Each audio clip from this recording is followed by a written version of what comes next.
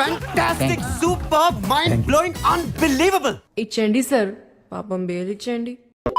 So Christopher Nolan's the Odyssey movie ఇప్పుడే చూసి వచ్చాను. నాకు సినిమా చాలా బాగా నచ్చింది. నేను క్రిస్టోఫర్ నోలన్ కి చాలా చాలా పెద్ద ఫ్యాన్ ని. ప్రతి సినిమా ఖచ్చితంగా 3-4 సార్లు ఖచ్చితంగా చూస్తా. సో ఈ సినిమా ఆ రేంజ్ లో ఉందా అంటే మాత్రం నాకు ఈ సినిమా బాగా నచ్చింది. కాకపోతే ఇది ఖచ్చితంగా క్రిస్టోఫర్ నోలన్స్ బెస్ట్ వర్క్ అస్సలే కాదు. బొక్కలోనే ఇంకా పెద్ద పెద్ద బొక్కలే ఉన్నాయి, బట్ వాటికంటే సినిమా చాలా బాగుంది కాబట్టి నచ్చింది ఓవరాల్ గా. అసలు సినిమాలో బాగా నచ్చిన విషయం ఏంటంటే డ్రామాని క్రిస్టోఫర్ నోలన్ చూపించిన విధానం. అండ్ ఆల్సో మనకి ఆడిసీ ఏదైతే ఉందో హోమర్ పోయం నుంచి తీసింది ఈ సినిమా, దాంట్లో కొన్ని ఎలిమెంట్స్ ఉంటాయి. నేను చిన్నప్పుడు ఎప్పుడో నేను 7th క్లాస్ లో ఫస్ట్ టైం విన్నాను అనమాట ఈ ఆడిసియస్ స్టోరీ ఏం జరిగింది. దీనిలో సైరన్స్ గానీ, సైక్లాప్స్, కలిప్సో ఇలాంటి క్యారెక్టర్స్ అండ్ ఆల్సో ఇలాంటి ఈవెంట్స్ ఏవైతే ఉంటాయో వీటన్నిటిని క్రిస్టోఫర్ నోలన్ ఒక రకంగా పోర్ట్రే చేస్తాడు, చూపిస్తా ఉంటాడు. Those are fantastic. ఎంత బాగుంటుందో అంత బాగుంటది. సినిమా ఎక్కడ కూడా స్కేల్ తక్కువ ఉంది అని ఎక్కడ అనిపించలే. It was really well done. Visuals are fantastic. చాలా చాలా చాలా చాలా బాగుంటది. ముఖ్యంగా నేను P6 లో చూసిన కాబట్టి అసలు ఆ ఎక్స్పీరియన్స్ వేరే ఉంటాయి. సీరియస్లీ చాలా చాలా బాగుంటుంది. అసలు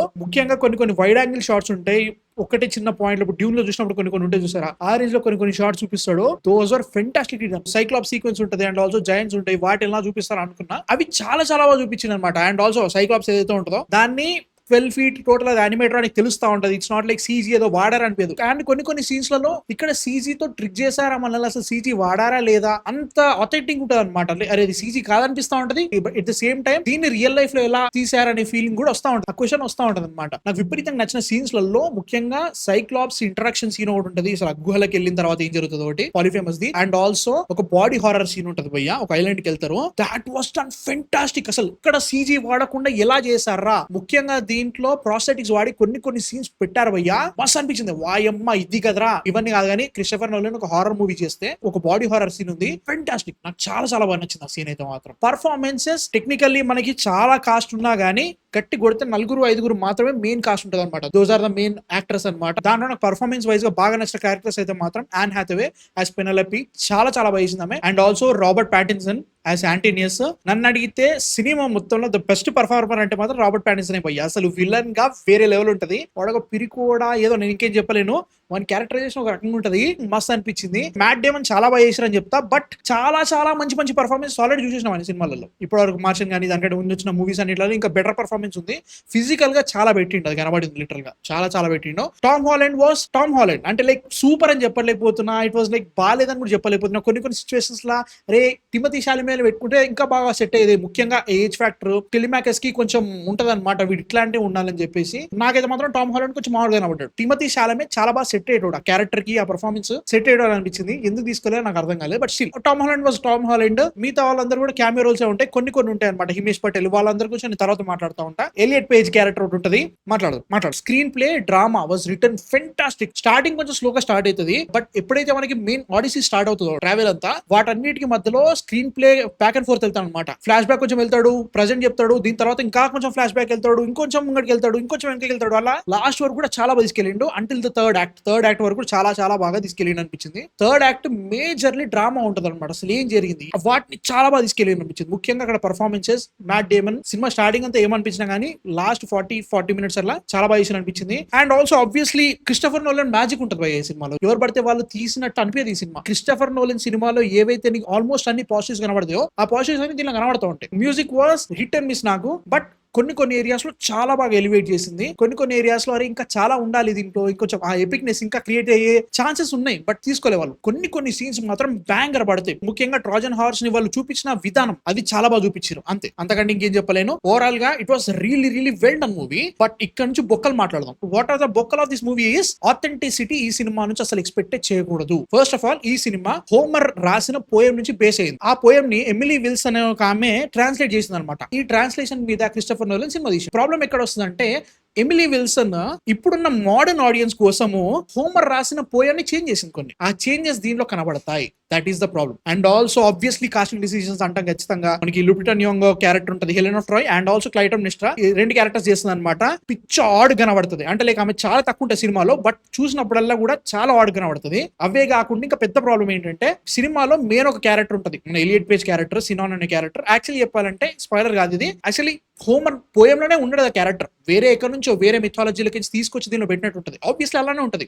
ఆ క్యారెక్టర్ తో కొన్ని తీసుకెళ్తాడు, అది ఎందుకు తీసుకెళ్ళాం దానికైతే ఇంకా మేజర్ క్యారెక్టర్స్ ఉన్నాయి కానీ ఫీలింగ్ వస్తుంది అనమాట. అక్కడ రైటింగ్ పోయింది. ఇవన్నీ అనుకున్నా కానీ సినిమా పిచ్చ ఓక్ కనబడతా ఉంటది అన్నట్టు. అంటే ప్రాబ్లం ఏంటంటే నాకు ఇడికి ఎలియట్ పేజ్, అడిదికు లుపిటా న్యూయాంగో, బ్లాక్స్ ఉన్నారు, మొత్తం ఎక్కడెక్కడ ఉన్నారు అని పక్క పెట్టినా కానీ హిమేష్ పటేల్ క్యారెక్టర్ ఉంటుంది అనమాట. హీరో కిరోసా సంథింగ్ ఉంటుంది, ఆయన పేరు నోరు తిరగలేదు నాకు. ఆ క్యారెక్టర్ తోటి మేజర్ సీక్వెన్స్ జరుగుతూ ఉంటాయి. ఒక ఇండియన్ మ్యాన్ గ్రీక్ సోల్జర్ లాగా ఎందుకు చేస్తున్నా నాకు అర్థం కావట్లేదు. అది ఎందుకు బ్రో, ఇది ఫిక్షనే గా బ్రో, మిథాలజీ కదా బ్రో అంటే కరెక్ట్ అనుకోవచ్చు, అట్లా అనుకోవచ్చు, నిజం కాదు సపరేట్ ఫిక్షన్ క్యారెక్టర్ అనుకోవచ్చు. బట్ ఈ ఫిక్షన్ క్యారెక్టర్ ఆర్ఎల్స్ ఈ పర్టికులర్ ఫిక్షనల్ స్టోరీ ఏదైతే ఉందో రియల్ లొకేషన్స్ మీద బేసే ఉంది కదా. ఆ ఏరియాలో ఆ టైంలో ఈ పర్టికులర్ ఎథ్నిసిటీ పీపుల్ ఉన్నారనుకోవచ్చు. వాళ్ళందరినీ అలా పెడితే ఇంకొంచెం ఆథెంటిసిటీ వచ్చేది, ఇంకా బాగా ఎక్కేదన్న ఫీలింగ్ అన్నట్టు. సినిమాలో చాలా డైవర్సిటీ ఉంటుంది, అది నన్ను సినిమా నుంచి బయటికి తీసుకొస్తుంది. I was literally loving it. అనవసరంగా ఒకటి పెడతాడు, ఎందుకు అవసరం, అది you could have gone more authentic అనే ఫీలింగ్ వచ్చింది అన్నట్టు. అది నాకు తేడా కొట్టింది. ఈ సినిమాలో ఇంకొక పెద్ద ప్రాబ్లం ఏంటో తెలుసా భయ్య, డైలాగ్స్. ఎంత మోడర్న్ ఆడియన్స్ కోసం తీయాలనుకున్నా గానీ మరీ ఇంత దారుణంగా తీస్తా నాకు అర్థం కాలేదు. ప్రతిసారి మాము డాడ్ అండ్ టామ్ హాలండ్ ఎందుకంటున్నా నాకు అర్థం కావట్లేదు. అండ్ ఆల్సో మోడర్న్ ఆడియన్స్ డమ్ అనుకుంటున్నారా, ఒక గ్రాంధికమైన ఇంగ్లీష్ పెట్టుంటే బాగుండేది. ముఖ్యంగా లార్డ్ ఆఫ్ ద రింగ్స్ తీసుకుందాం. లార్డ్ ఆఫ్ ద రింగ్స్ లో ఒక రకమైన ఇంగ్లీష్ మాట్లాడుతూ ఉంటారు, దాని వల్ల దాని ఆథెంటిసిటీ ఎక్కడ పోదు. అట్లా అని చెప్పేసి మోడర్న్ ఆడియన్స్ కోసం కుక్కుతున్నాం అన్నట్టు ఎక్కడ అనిపించదు. దీన్ని ఎందుకు ఇలా చేశారనే ఫీలింగ్ అయితే వచ్చింది, అది నాకు నచ్చలేదు. డైలాగ్స్ మాత్రం ఇంకొంచెం బెటర్ ఉండొచ్చు, సింప్లిఫైడ్ ఇంగ్లీష్ మాట్లాడుతున్నారు, సినిమా నుంచి బయటకి అయితే తీసుకొచ్చింది. ఇంకోటి ఏంటంటే ప్రతి క్రిస్టోఫర్ నోలన్ సినిమాల్లో పడే ఒక పెద్ద బొక్క, దట్ ఈస్ సౌండ్ డిజైన్. ఆగమట్టించేసింది భయ్య దీంట్లో కూడా. అంటే లైక్ థ్యాంక్ఫుల్లీ పీసెక్స్ లో ఈసారి సబ్ టైటిల్స్ చేసిండు, ఈసారి ఇండియా మొత్తంలో సబ్ టైటిల్స్ పడాలని చెప్పేసి ఒక రూల్ వచ్చింది కాబట్టి కొన్ని డైలాగ్స్ అర్థమైనాయి. లేకపోతే బొక్క కూడా అర్థం కాదు కొన్ని సిచ్యువేషన్స్ లో. అసలు ఏం మాట్లాడుతున్నారు అక్కడ. సేమ్ క్రిస్టోఫర్ నోలన్ సినిమాలు ఏవైతే ఆ ప్రాబ్లం ఉంటుందో ఇది మళ్ళీ అదే ప్రాబ్లం వచ్చింది, అక్కడైతే అనిపించింది. మ్యూజిక్ నేను చెప్పినట్టుగానే కొన్ని సిచ్యువేషన్స్ లో చాలా బాగుంది అనిపించింది. ముఖ్యంగా నేను బాగా వెయిట్ చేసిన సీన్ ఏంటంటే సైరన్స్ ఉంటాయి అనమాట. సైరన్స్ గురించి చాలా ఏళ్ళుగా వింటూ వచ్చాను.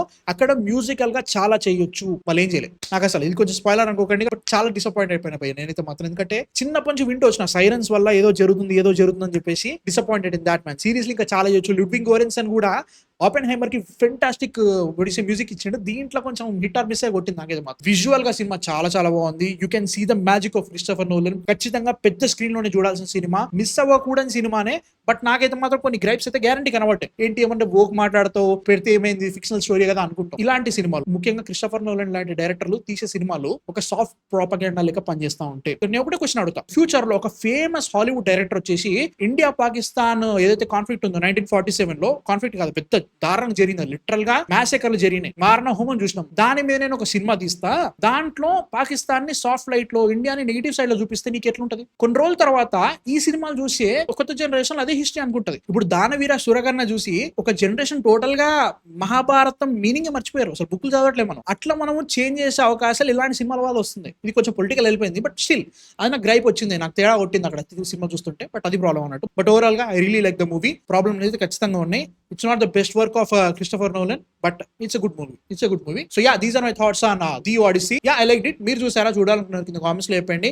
అండ్ నెక్స్ట్ వీడియోతో మళ్ళీ కలుస్తా. ప్లీజ్ సబ్స్క్రైబ్ కొట్టేసేయండి, ఇంకా చాలా ఉంది. స్పాయిలర్ లైవ్ ఉంటుంది, వాళ్ళ వచ్చేసేయండి, మాట్లాడేసుకుందాం. And by.